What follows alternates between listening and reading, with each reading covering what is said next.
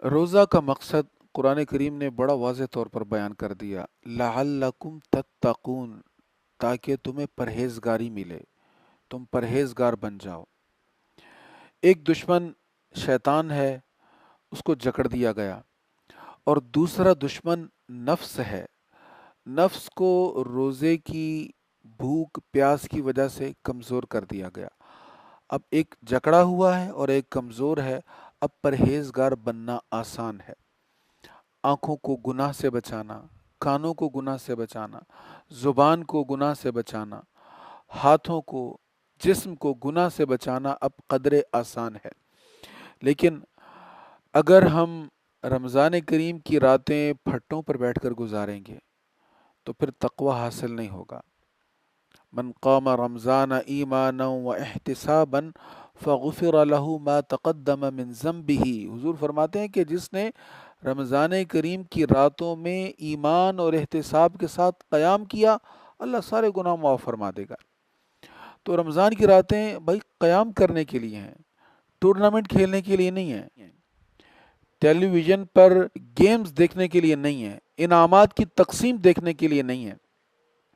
رمضان کریم کی راتیں تو بہت قیمتی ہیں، ویسے تو ہر رات ہی قیمتی ہے۔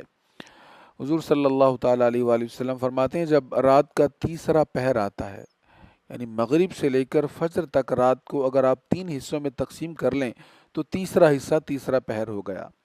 جب تیسرا پہر آتا ہے، رب العالمین آسمان دنیا پر نزول فرماتا ہے جو اس کے شایان نشان ہے۔ پھر وہ آواز لگاتا ہے، صدا لگاتا ہے، اے بندو مانگو، کیا مانگتے ہو؟ جو مانگو گے میں تمہیں عطا کروں گا۔ رب تو ہر رات کہتا ہے، لیکن رمضان کریم کی راتیں تو کیا کمال کی راتیں ہیں۔ ہر رات میں بخشش ہی بخشش ہو رہی ہے، اور پھر رات کا پچھلا پہر ہو اور ہم ٹیلی ویژن چلا کر بیٹھ جائیں، کبھی اس میں اشتہارات کے نام پر میوزک سننا پڑے، اور کبھی اشتہارات کے بیچ میں ہمیں غیر محرموں کو بھی دیکھنا پڑے۔ یہ سارے معاملات جب ہوں گے تو نہ تو آنکھوں کا تقوی رہے گا، نہ ہی کانوں کا تقوی رہے گا۔